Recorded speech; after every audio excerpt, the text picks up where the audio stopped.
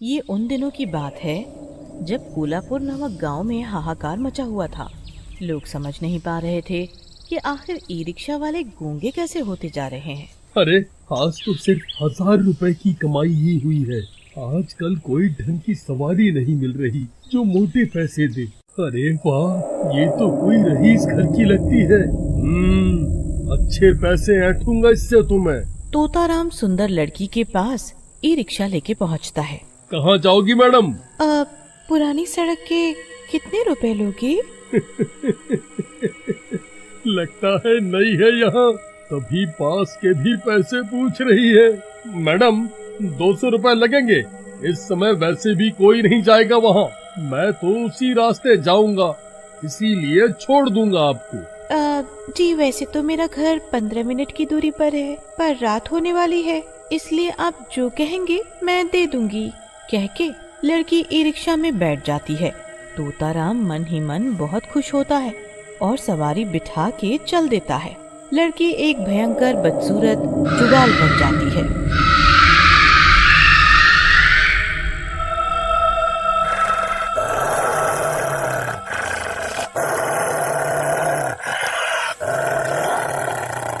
जिससे तोताराम बेखबर होता है। भैया जरा इस अंदर वाली गली से तो ले चलो, यहाँ से मेरा घर जल्दी आता है।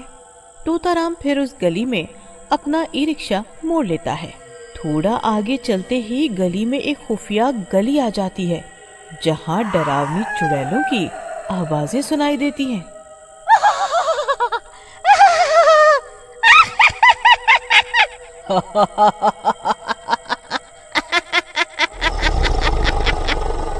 भैया यही रोक दो। अरे ये तो कोई पुराना खंडहर लगता है। इतनी डरावनी आवाजें आ रही हैं।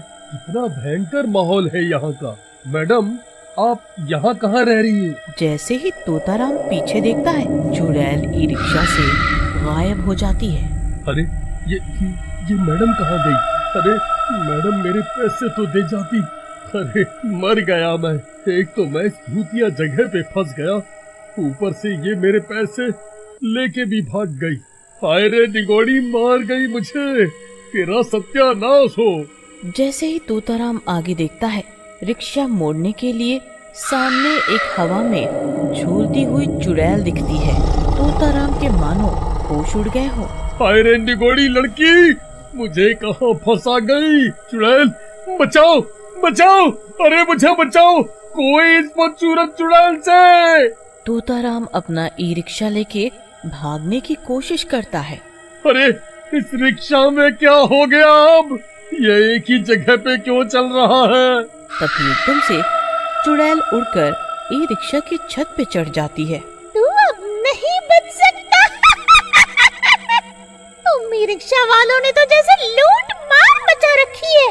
नियम नहीं है तुम लोगों का। नए लोगों को पागल बनाते हो। एक एक रिक्शे वाले को चुन चुन के मारूंगी।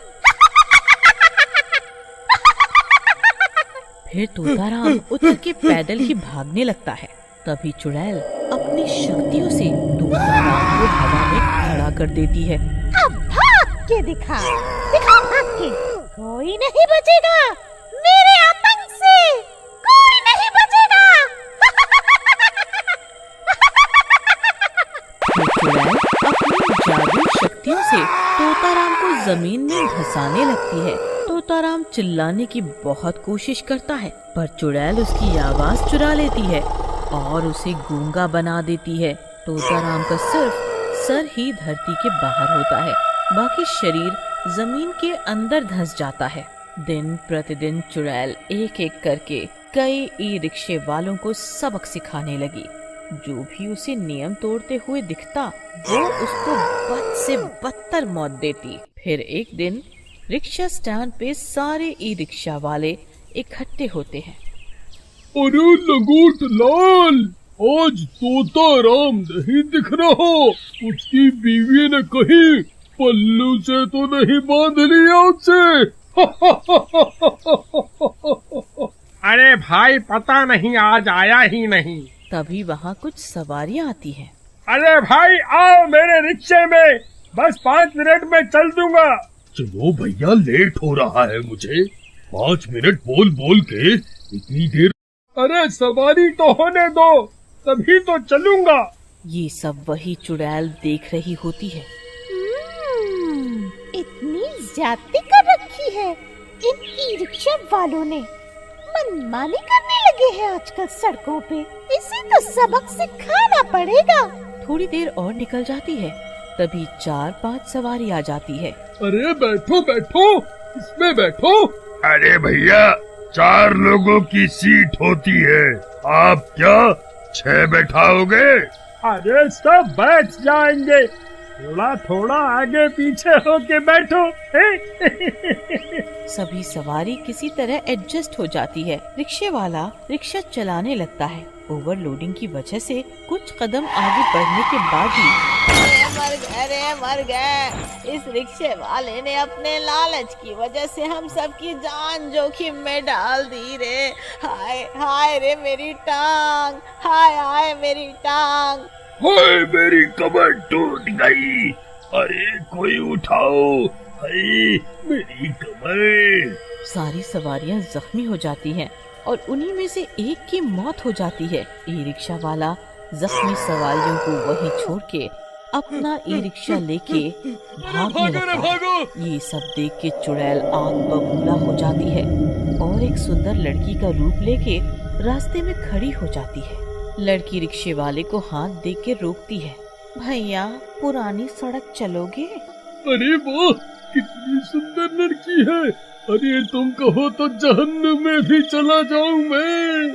कितने पैसे लोगे? वैसे तो मुझे पता नहीं है कि कितने पैसे लगते हैं, आप ठीक ठाक बताना। अच्छा, तो ये नई है लगता है। जी मैडम, वैसे तो 200 लगते हैं, पर आप 150 दे देना। ठीक है भैया। और वो रिक्शे में बैठ जाती है। अरे वाह, 30 रुपए के काम में 150। वाह वाह, मजा ही आ गया आज तो। सुबह जितना समय खराब हुआ, अभी सारे पैसे वसूल हो जाएंगे। तभी वो लड़की वापस चुड़ैल बन जाती है, पर ई रिक्शे वाले को पता नहीं चलता। चुड़ैल उसे भी एक सुनसान गली में मोड़ने को बोलती है। अंदर घुसते ही डरावनी आवाजें आने लगती है। हर जगह चुड़ैली साए नजर आने लगते हैं। अरे ये कैसी जगह है मैडम? यहाँ कहाँ ले आए मुझे? क्यों? तूने तो पैसे भी फालतू लगाए हैं मुझसे, फिर लालच का इतना फल तो चखेगा ही ना। चुड़ैल की हंसी सुन के रिक्शे वाला पीछे पलट के देखता है तो उसकी आंखें फटी की फटी रह जाती। चुड़ैल, अरे ये चुड़ैल मेरे ये रिक्शे में कैसे आ गई? बचाओ बचाओ, कोई बचाओ। आज मैं तेरा काम तमाम करूंगी। मुझे माफ कर दो, मैंने तुम्हारा क्या बिगाड़ा है? मुझे माफ कर दो। और वो उतर के भागने लगता है। तभी वो चुड़ैल उसे हवा में उल्टा लटका देती है। तुम ई रिक्शा वालों ने इतनी मनमानी कर रखी है कि तुम्हें किसी की जान की परवाह नहीं है। जिस तरह आज तूने लालच में ज्यादा सवारियां बिठाई और जब ई रिक्शा पलट गया तो उन सवारियों की जान की परवाह किए बिना अपनी जान बचा के भाग आया वहाँ से। इसी तरह मेरी भी जान गई थी, तभी मैंने ई रिक्शे वालों को सबक सिखाने का सोच लिया था। अब मैं एक एक करके ई रिक्शे वाले को सबक सिखाऊंगी। माफ कर दो चुड़ैल जी, बस एक मौका दे दो। मैं वादा करता हूँ कि मैं आपका संदेश सभी रिक्शे वालों को पहुँचाऊंगा और मैं खुद भी आज के बाद सवारियों को भगवान का रूप मानूंगा और उनकी सेवा करूंगा ईमानदारी से अपना काम करके। ठीक है, मैं तेरी बातों पे भरोसा करके छोड़ रही हूँ तुझे, पर अपना वादा याद रखियो, वरना मैं तुझे गूंगा बना के धरती में आधा दफन कर दूंगी, समझे? फिर चुड़ैल उसे जाने देती है और अगले दिन से ही वो ई रिक्शे वाला एक कैंप शुरू करता है जिसमें सभी ई रिक्शे वालों को सारे नियम बताए जाने लगे। एक गांव में आशु, मुन्ना और मोहन नाम के 3 दोस्त रहते थे। उसी गांव के पास एक बहुत ही घनी और डरावनी पहाड़ी थी, जहां कोई आता जाता नहीं था, क्योंकि ऐसा माना जाता था कि वहां डरावनी चुड़ैलों और भूतों का वास है। एक दिन, अरे यारो, बहुत दिन हो गए, हम सब मिलकर कहीं घूमने नहीं गए। घर पे वही बीवियों की टोका टाकी, मैं तो परेशान हो गया। हाँ, चलो गांव के पीछे वाली पहाड़ी पर चलते हैं। अरे नहीं, पागल हो गया है क्या? हमने बचपन से ही सुना है उस पहाड़ी पे खतरा है। अरे सब सुनी सुनाई बातें हैं, हमने ऐसा कुछ अपनी आंखों से देखा है क्या? हाँ, ठीक कहते हो। चलो फिर कल चलेंगे, कुछ जरूरी सामान भी ले लेंगे। मोहन, तू डर मत, कुछ नहीं होगा यार। फिर अगले दिन वो तीनों दोस्त पहाड़ी पर जाते हैं। चलो यार, सब मिलकर पहले तंबू लगा लेते हैं। फिर तीनों आग जलाकर बैठ जाते हैं और खाने पीने लगते हैं। आज तो मजा ही आ गया, ना बीवियों की चिक चिक और ना माँ बापू की डांट। चलो अब खाना पीना हो गया हो तो घूमने चलते हैं। कुछ देर घूमने के बाद रात हो जाती है। तभी डरावनी डरावनी आवाजें आने लगती हैं। अरे भाई, ये आवाजें कैसी है? चलो चलो वापस तंबू में चलते हैं, रात भी हो गई है। ये भेड़ियों की आवाज लगती है, आ गए तो कच्चा ही चबा जाएंगे। अरे यार, तू बहुत डरपोक है, चल कुछ नहीं होगा। तभी मोहन के पैर में कुछ काट जाता है। अरे मर गया! अरे ये मेरे पैर में क्या काट गया? बहुत दर्द हो रहा है। अरे भाई, इसको उठाओ और तंबू में वापस ले चलो, इसके पैर से खून निकल रहा है, दवा लगानी होगी। फिर वो लोग वापस चले जाते हैं और आधी रात होते ही मोहन का पैर नीला पड़ने लगता है और उसकी चोट में से छोटे छोटे कीड़े निकलने लगते हैं। अरे यार, ये क्या हो रहा है? भागो रे, इसके पैर से तो कीड़े निकलने लगे। भाइयों, मुझे ये क्या हो रहा है? मुझे बचा लो। फिर मुन्ना और आशु उन कीड़ों को पास में चल रही आग से एक लकड़ी उठाकर भगाने लगते हैं। फिर धीरे धीरे मोहन की टांग के साथ साथ उसका पूरा शरीर भी नीला पड़ने लगता है। अरे मर गया रे! नाच मिटाओ, मैंने मना किया था ना, मत चलो इस पहाड़ी पे। तुमने मेरी एक नहीं सुनी। हाय हाय, मम्मी बचा लो। तभी मोहन जमीन पर गिर जाता है। नहीं मोहन भाई, उठो। मुन्ना, देखो इसे क्या हुआ, ये पूरा नीला पड़ गया है। मुन्ना भाई, लगता है ये तो मर गया। भाई, हमने यहाँ आकर गलती कर दी। अरे देखो, मोहन के शरीर में कुछ हलचल हो रही है। कुछ ही देर में मोहन शैतान बन चुका होता है और उठ जाता है। अरे भाई, ये तो उठ गया। मरने के बाद ये कैसे उठ सकता है भाई? मैं तुम्हें नहीं छोड़ूंगा।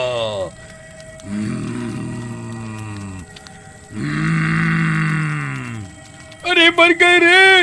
रे आशु, चल भाग, नहीं तो ये हमें भी मार देगा। अब ये शैतान बन चुका है। नहीं, मैं अपनी जान दे दूंगा, लेकिन इसे इस हाल में नहीं छोड़ सकता। मोहन, तू मेरा दोस्त है ना, तू ठीक हो जाएगा। लेकिन मोहन अब शैतान बन चुका होता है और उसकी नहीं सुनता। जैसे ही आशु उसके पास जाता है, मोहन उसके गले पर काट लेता है और जैसे ही मोहन आशु को काटता है, कुछ ही पलों में उसका रूप भी बदलने लगता है। मुन्ना भाई, दर्द हो रहा है, तुम भाग जाओ यहाँ से। मैं भी कुछ देर में इसी के जैसा ना बन जाऊं। जाओ, भाग जाओ। फिर मुन्ना रोता हुआ गांव की तरफ भागने लगता है। भागो रे भागो, और वो दोनों अपनी शैतान जान भी बचाकर उसका भागो। पीछा करते हुए गांव तक पहुंच जाते हैं। फिर उन शैतानों को जो भी गांव वाला मिलता है, वो उसे भी पकड़कर काट लेते हैं। हाय रे, काट गवा रे, कम्मा खत का मारा। हाय रे, काट गवा, चबा गवा हमरा हाथ। ओहो, बहुत दर्द हो रहा है, बहुत दर्द हो रहा है। कोई बात नहीं, थोड़ी देर ही दर्द होगा, फिर तुम्हें बहुत मजा आएगा। फिर वो गांव वाली भी चुड़ैल बन जाती है और फिर सब शैतान गांव वालों के पीछे पड़ जाते हैं। सारे गांव में भगदड़ मच जाती है। हे भगवान, अब मैं क्या करूं? मोहन और आशु जिसे भी काट रहे हैं वो सब भी शैतान बनते जा रहे हैं। ऐसे तो सारा गांव ही शैतान बन जाएगा। फिर ऐसा बोलकर मुन्ना अपने घर भाग जाता है और दरवाजा बंद कर लेता है। फिर मोहन उसके घर का दरवाजा पीटने लगता है। मुन्ना की पत्नी राधा खिड़की से बाहर देखती है तो उसके होश ही उड़ जाते हैं। अजी, ये सब क्या हुआ? ये तो मोहन भाई है ना? ये शैतान कैसे बन गए जी? हाँ, ये शैतान कैसे बन गए? राधा, मुझे माफ कर दो। हम तीनों मिलकर पहाड़ी पर गए थे। वहीं पर मोहन भाई के पैर में कुछ काट गया और उसका ये हाल हुआ। अब वो जिसे भी काट रहे हैं वो भी उन्हीं की तरह बनता जा रहा है। अजी, आपको वहाँ नहीं जाना चाहिए था। चलिए, हमें अभी अपने पुरोहित जी के पास जाना होगा। उन्होंने ही मना किया था कि कोई इस पहाड़ी पे नहीं जाएगा, तो उन्हें उपाय जरूर पता होगा। हाँ, पर कैसे चलेंगे? बाहर तो मेरे सब ससुराल वाले खड़े हैं हमारा स्वागत करने के लिए। जाओ, तुम ही खातिरदारी करवा लो जाके। आपने ही अपने दोस्तों को इस मुसीबत में डाला है ना, अब आपको ही इन्हें इस मुसीबत से निकालना होगा। हाँ, ठीक कह रही हो। चलो बताओ, फिर क्या तरकीब है? ये देखिए, मेरे पास ये नकली भालू के कपड़े हैं। कल राजू के स्कूल में नाटक है ना, उसी के लिए मैं ये लेकर आई थी। इसे पहनकर हम चलते हैं। अगर किसी ने काटा भी तो मुखौटा या इन मोटे कपड़ों पर ही काटेगा, हम बच जाएंगे। वाह वाह मेरी राधा रानी, तू बचा ले बस। तुझे तो मैं पूरी दुनिया की सैर करवाऊंगा। बस बस, अब रहने दो जी। आज तक पूरे गांव की सैर तो कराई ना होगी, दुनिया की सैर क्या खाक कराओगे? फिर वो दोनों भालू के कपड़ों को पहन लेते हैं और दरवाजा खोलते ही सामने मोहन शैतान बना खड़ा होता है और मुन्ना को काट लेता है। अरे नहीं नहीं, मर गया रे। अजी, ज्यादा नाटक मत करो, जल्दी चलो, आपको कुछ नहीं होगा। फिर मुन्ना मोहन को धक्का देकर राधा के साथ भागता है और भागते भागते वो दोनों पुरोहित के गांव पहुंच जाते हैं और मुखौटा हटाते हैं। पुरोहित जी, दरवाजा जल्दी खोलिए। कौन है? अरे राधा बेटी, तुम यहाँ इतनी घबराई हुई क्यों हो? क्या हुआ? आओ, अंदर आओ। इतने में मोहन भी उनके पीछे पीछे पुरोहित के घर जाने लगता है। फिर राधा जल्दी से दरवाजा बंद कर लेती है और पुरोहित जी को सारी बात बताती है। मुझे पता था वो पहाड़ी श्रापित है, वहाँ का हर जीव जंतु श्रापित है। तभी सालों से वहाँ सबको जाने से मना किया था मैंने, लेकिन तुमने मेरी बात नहीं मानी। पुरोहित जी, मुझे माफ कर दो, मेरे कारण ही ये सब हुआ है। तभी डरावनी डरावनी आवाजें आने लगती है। राधा खिड़की से झांक कर देखती है तो सब गांव वाले शैतान बन चुके होते हैं और पुरोहित के घर की ओर ही बढ़ रहे होते हैं।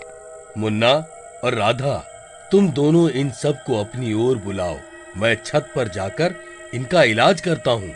तभी राधा और मुन्ना दरवाजा खोल के दरवाजे पे खड़े हो जाते हैं। मोहन, मेरे दोस्त, आओ मेरे पास, तुम मेरे दोस्त हो ना?